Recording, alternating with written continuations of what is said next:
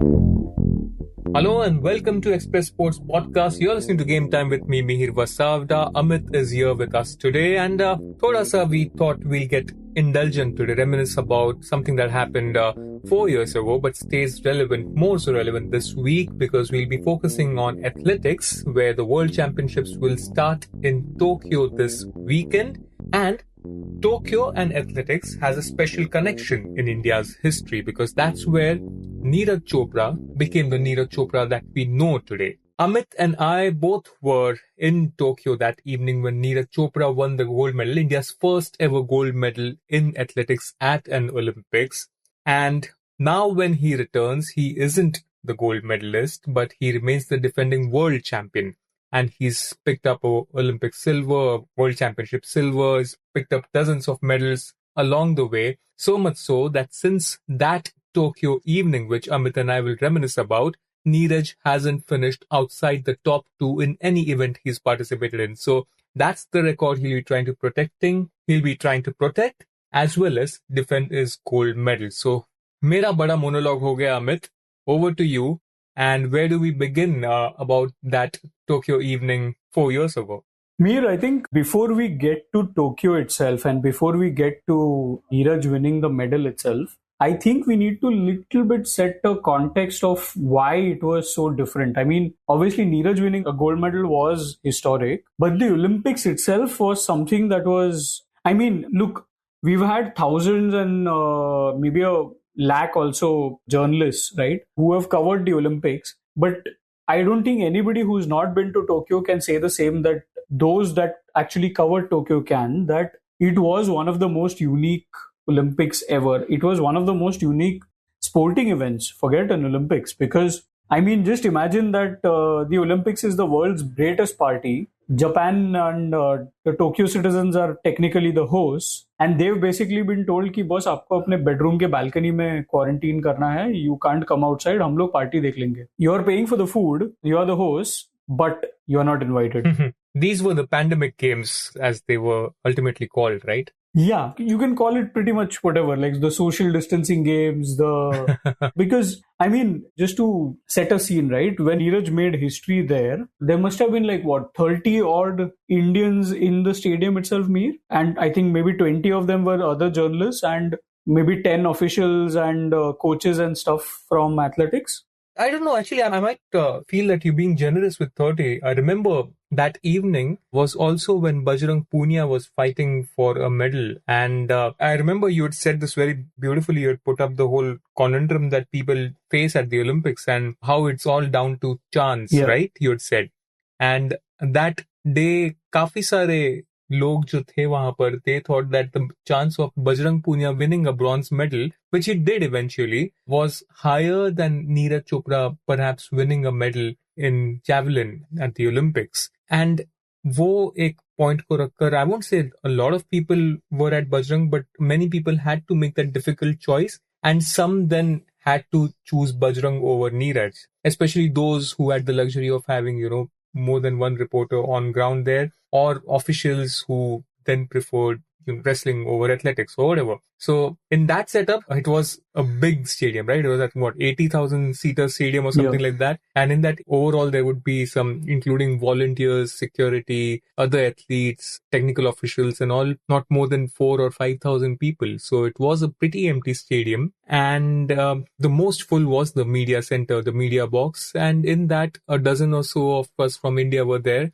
not really knowing what to expect that evening. But when that one throw from Neeraj went in, I think it was pretty much clear of the history that unfolded in front of us. Right. And I think if I want to talk about this whole experience personally, I should start about how we even got to Tokyo. It might be a little bit, I mean, usually journalists are not the story. But in this case, I think we can make an exception, because just the fact that we got to Tokyo was, we had to literally go through like a decathlon obstacle race just to get there, right? Oh, I mean, what we're talking about 200 pages or 300 pages of rules and regulations that were sent to us over a period of 6 months, which we had to kind of know by heart so that we didn't flout any rules, so that our visa wasn't cancelled and we weren't sent back. Is that the thing you're talking about? That's one of the things I'm talking about. I'm also talking about the 7 consecutive days that we had to do COVID tests for, of which 2 of the days we actually had to go all the way to Powai to get tested at a very specific hospital, only because the Japanese embassy had given it permission to conduct tests on behalf of the Olympics. If you remember, we were told the other 5 tests that we were doing in the 1 week before we flew out to Tokyo, we could just, whatever, you could keep the test results for your records or just throw it away or whatever. But these 2 hospital reports we had to get with us. So there was all of that. Mir, I think. And the first 7 days of self-tests. So the welcome kit itself, when we reached our hotel in Tokyo, was a bag of self-testing kits. And every morning we had to spit in one of those before we even brushed, and had to submit that kit to the COVID testing center. And if we did not, we would be given a warning and 3 strikes and you were out. Basically, that was the game. And the funniest thing was that we were essentially told ki if you test positive, then only you will be notified. Otherwise, you're okay. You will not hear from them at all, right? So it was one of those things. Like, I remember my own experience, right? When we flew in that Air India flight, the flight itself from Mumbai to Haneda was basically Schrodinger's aircraft, because we'd been hearing of so many stories of flights getting cancelled because they didn't have passengers. And Mihir, I think I've said this as a joke a few times, but then I'm pretty serious about this. I am pretty certain that our flight only flew to Tokyo because of you. Because I remember asking you कि आप कौन सा flight book कर रहे हो? I booked the same flight. I know 2-3 other journalists did the same. I know a couple of officials from hockey who had probably asked you, and then they ended up booking that, which is why we had maybe 20 people in that entire Air India jumbo jet, whatever flight there was. Vistara. So basically, again, the rule was that because of the pandemic, especially because of the second wave that India was in the middle of, apparently the rule went something like that. You couldn't fly more than 40 passengers in one flight from India to Tokyo. And that wasn't proving cost effective for many airlines. Thankfully, our flight had the requisite 40 passengers, so that 40 passengers because they could properly socially distance us. So literally it was, say for example, Amit sat in one row, then in the 2 rows to his left, right, everyone, it would be empty. Then there would be second passenger. So that's how we literally flew to Tokyo, that flight. So it was quite insane. It is the only time where I've asked a stewardess to click a picture of me while in the flight, because I was like, aaju baju koi nahi hai, just click a picture. I am like 8 rows of me just sitting by myself. But I think now we've overshot our landing here by talking about ourselves. No, so I think why this is also important, Amit, is it kind of puts into context what the athletes had to go through. Absolutely. Right? I mean, we, to be honest, didn't have a skin in the game. हमें अगर जो God forbid नहीं हुआ, but हमें अगर जो Covid हो भी जाता तो हम 14 दिन वहां पर क्वारंटाइन में रहते, and we would have been back home. We would have maybe given a shot at some other event or something like that. Worst case, पता नहीं. But for an athlete, wait, I have to disagree with you there, because I had plenty of skin in the game in that case, considering I was funding my own travel in a sense. Fair enough. And the funnier thing was that they tested us right after all of the 7 days of consecutive testing before we flew out for Tokyo. Once we landed in Tokyo, we were tested at the airport. And we had to wait until the results came, right? And that was the scariest wait of my life, because I think mine was the last result that came in. All of you guys were cleared, and we waited some half an hour for my results to show up on a computer screen and saying that, okay, you are cleared to go. And I kept thinking that, just imagine that I have paid all of it, like jo bhi kharcha kiya hai, wo sab karke I have landed here. Now imagine if I test positive, I'm going to spend 14 days, which is more than half of the Olympics, in a quarantine center in Tokyo. But imagine, Amit, if you were then a Neeraj Chopra, or for that matter, Bajrang, or any of the 7 medalists that India had that games, if you were them, you'd literally spent your whole life preparing for that one moment at the Olympics, and it was shrouded in uncertainty. I mean, you're talking about us having to deal with all the mental stress and whatever we had to face. For them, it was in 200, right? Yeah. So many athletes we spoke to. I mean, why talk about so many athletes? The conversations we had with Neeraj itself, he was describing how distracting it was to kind of, be worried about testing positive every single day you were there at the games, because there would be people at the village, there were people in the bus at the stadium. You didn't know if the person next to you was carrying any symptoms, if he was passing anything to you. So it was that incredible stress that athletes carried, and not just Indian athletes, every athlete, because the fear of testing positive and your Olympics ending right then and there was there for every athlete. And in that stress, to have a decluttered mind and to compete the way Neeraj did was proper sporting heroic here. I mean, be it the first throw at the qualifying, which ensured his place in the final, or the final itself, where again he was a level above the rest. And Mihir, if you remember, because of these COVID restrictions, Neeraj was actually being woken up every single day, things like that for tests. Obviously, they were doping tests, but then there was that also. Like, even if you are trying to quarantine yourself, you are still making contact with other people. You've come to the qualifiers, you've thrown one throw, qualified in peace, gone back home, limited exposure to the rest of the world, and still you are essentially, well, for Neeraj it was a little bit weird also, because it was his first Olympics. He was just a 23-year-old. Imagine that this is one dream that you've seen for whatever number of decades since you started taking the sport seriously, and now you're at the Olympics and everything has completely changed. The Olympics that you've read about, that you've thought about, dreamt about, this is a completely different Olympics light, if you will, that you are experiencing. I've just opened a story that I'd written on August 8, 2021, Amit. It's after he won the gold medal. And the opening line is, all Neeraj Chopra needs is a good night's sleep. And then, like, we had this bit on interview we had done with him. And he had spoken about how a combination of things, since you mentioned the early morning drug tests, it was a combination of things. It was performance anxiety, because of which he couldn't sleep. Then there was this one couple of mornings, in fact, where the dope control officers landed at his doorstep at 5:45 and 6 a.m. This is 2 days before the final. And the other times, it was the whole pandemic and the COVID tests, which kind of kept him awake. So sleep was a big factor, which he wasn't getting. And again, it comes to show that the external pressures he had to deal with. I mean, whatever it was, he did kind of incredibly well, winning the gold medal there and doing what no other Indian did. But now, Amit, if we were to kind of fast forward 4 years on, he returns to Tokyo. Hopefully, we'll see a packed stadium. The national stadium there is a beautiful stadium. Right next to it is a wonderful Olympic museum. It's kind of in the heart of the city as well, so to say. I mean, we remember, Amit and I remember, like Amit mentioned, there were people in the balcony. They had on the third tier of the stadium. It was a very philosophical thing that they were trying to do, because wahan se puri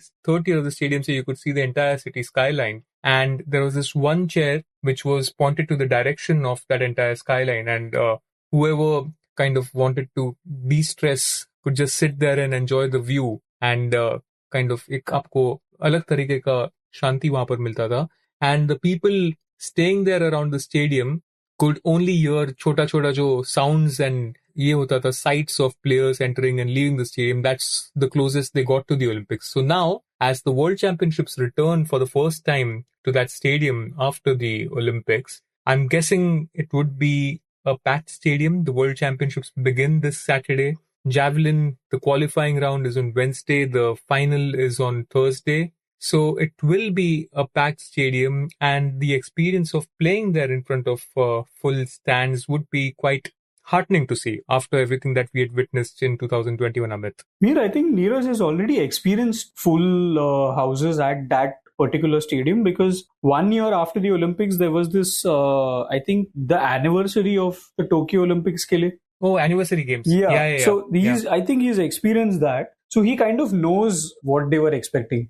And Mihir, because you also opened your article, मैंने बोला मैं भी एक बार पढ़ लेता हूँ मैंने what sort of ill-informed things I was writing back then. So apparently, Neeraj Chopra, it's very fascinating that back in the day when he was going to throw in the qualifiers, Neeraj was telling himself that he just needs to throw 88.07 meters. Why was he thinking about 88.07 meters? Because that was the national record. And that is what he wanted to do. When he went into the qualifying, when he even went into the final throw that day, he was not thinking about winning an Olympics gold. He was like, कि मैं national record एक बार ये कर लूं, I'll be a satisfied man. As luck would have it, he did not actually better his national record right then, which he has right now. Right now, he's crossed the 90 meters, in fact. But back then, he did not. He just got us something even much more better.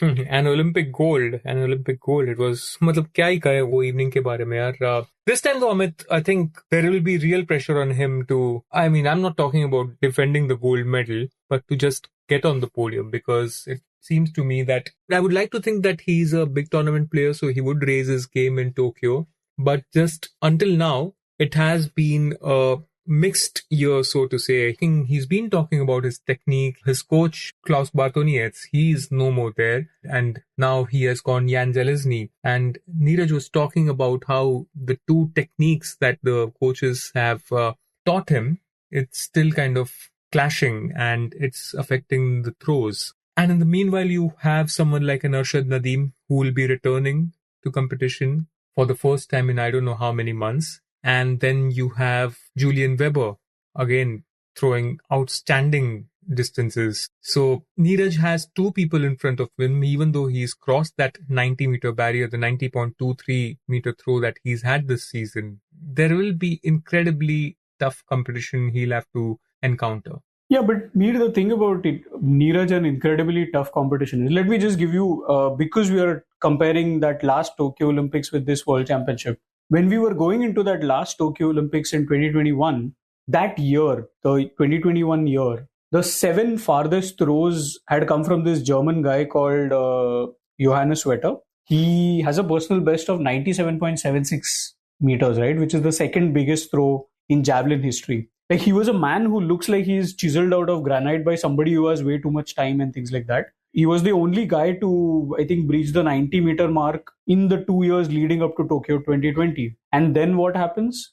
Neeraj beats him to the gold medal. So the point being that, of course, Arshad Nadeem is going to be a big threat. Of course, Julian Weber is somebody who's, suddenly emerged in this year out of nowhere, because he had been, in the shadows of these guys like Vetter and Thomas Roller and all of these guys. But then suddenly now he's starting to assert himself, and he is a realistic challenger to become a gold medalist at the World Championship this time around. But as you said, Neeraj is a big tournament player. He has 2 Olympic medals, one of them gold. He has 2 World Championship medals, one of them gold. So do not count him out. All he needs is one good throw in the whole competition. And I'm pretty sure that by the time the World Championships come along, I know it's only 1 week from now, but he will have figured out the clash of the influences between the two, the past and the current coach. Absolutely. And I think it's also the right time, as only so much you can preview a World Championship. We've spoken about the 2 contenders, but the other bigger picture, Amit, that is really standing out for me compared to the last 4 years,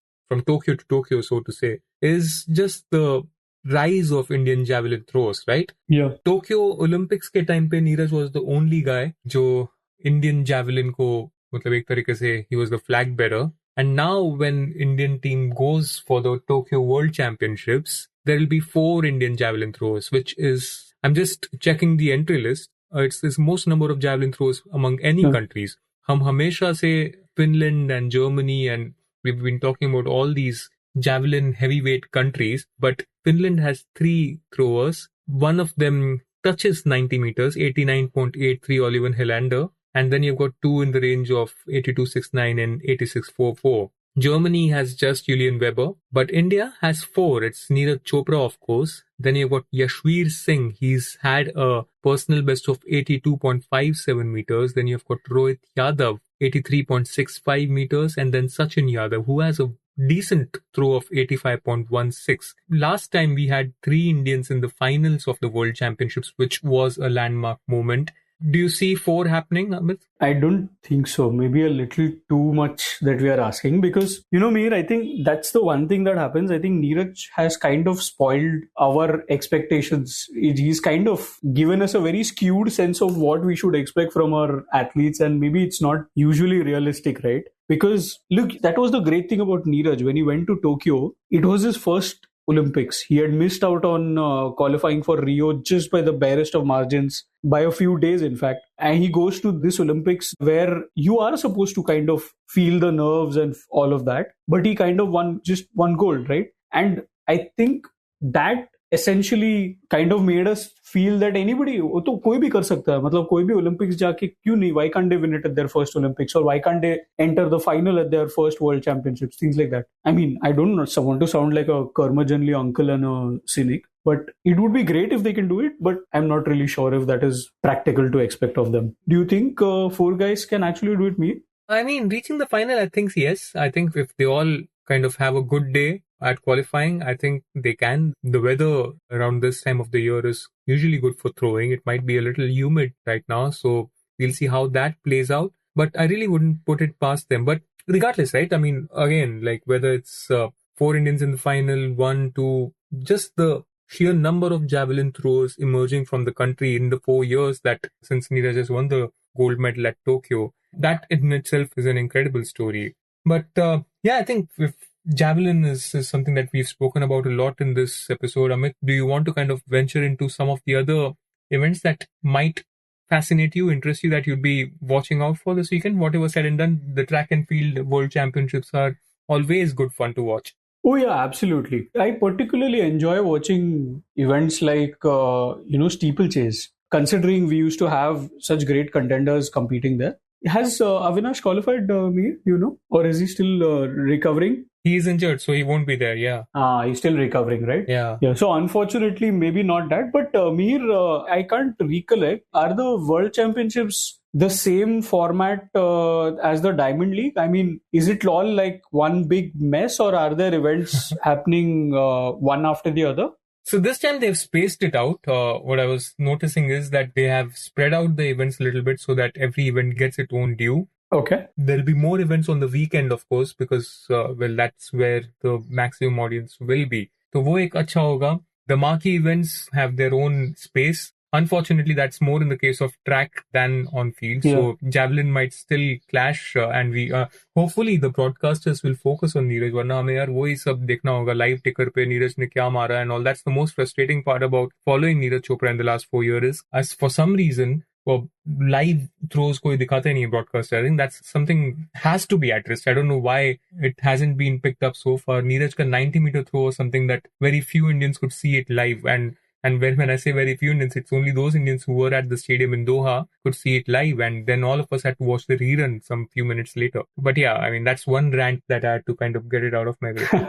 Yeah, but Mir, because I also was curious, what else will you be keeping an eye out for at the World Championships besides Neeraj? I think 100-meter sprint में अच्छी rivalry हो रही है. So I'll be keen to see how Noah Lyles keeps up there. I'll be keen to see if Godgout from Australia lives up to the hype that he's been having. It's again like not to put too much pressure on him, but काफी सारे eyeballs तो रहेंगे उस पर. Indian perspective से you got Animesh Kujur in the 200 meters race as well. So even though you don't really expect him to go really deep, but to have someone from India in this short distance sprints, it's always exciting. It's an event where Indians really haven't had much of a history. So that, and I'll see how the 400-meter hurdles goes, because that's one race that has really, really had incredible rivalry, both. And then on the women's side, you've got Femke Bol too. So lots of storylines to watch out for. Yeah. Mondo just for the thrill of it, Duplantis. But in terms of competition, we know कि यार unless he has a really, really bad day, unless उसका एक पैर टूट जाता है या उसका पोल टूट जाता है, I don't think उसको कोई हरा पाएगा. और watching Mondo is a bit like watching I think when Hamilton was at his peak, you always knew that race तो ये जीतेगा now. Yeah, or Schumacher, yeah. Yeah, like that the rest of the guys are only fighting for second place essentially. Absolutely. And in this case, you can't even blame the technical aspect of it. It is the human. It's not about the poles or whatever. Yeah, absolutely. But yeah, Mir, just one small thing. You mentioned Femke Bol. Femke Bol is the one athlete I'm really, really looking forward to watching. I'm just very fascinated by the whole, the athlete itself, the very squeaky voice, the legs that go like proper, वो गाड़ी के वो जो इसमें दिखाते हैं ना, the graphical illustrations of two pistons going at it when they're showing horsepower of a गाड़ी. It's like that. Like they just go doop, doop, doop, doop, doop, doop, right? And I think this is the first time we've resorted to onomatopoeia in this podcast. So we are breaking new ground as well. Oh, well, we'll break new grounds more and more and more. So, World Athletic Championships, 13th September to 21st September. India has a team of 12. Neeraj Chopra, of course, will lead them. You also have Sri Shankar, Anurani, Parul Chaudhary, Praveen Chitravel, and a few others. We mentioned Animesh Kujur in the 200 meters. So, lots from India's point of view as well. We will be focusing on that and all other World Championships happening through this month and a bit of October as well. And there's a small little deal of an India-Pakistan match in cricket this weekend too. So it's a month full of sports, and here at Express Sports, we'll be getting all of it for you on print, on the website, and through audio. Thanks for listening to Express Sports Podcast. We'll be back with a new episode next week. You were listening to Express Sports by the Indian Express. This week's show was edited and mixed by Suresh Pawar and produced by me, Shashank Bhargava. If you like the show, then do subscribe to us wherever you get your podcasts. You can also recommend the show to someone you think will like it, share it with a friend or someone in your family. It's the best way for people to get to know about us. You can also tweet us at Express Podcasts and write to us at podcasts@indianexpress.com.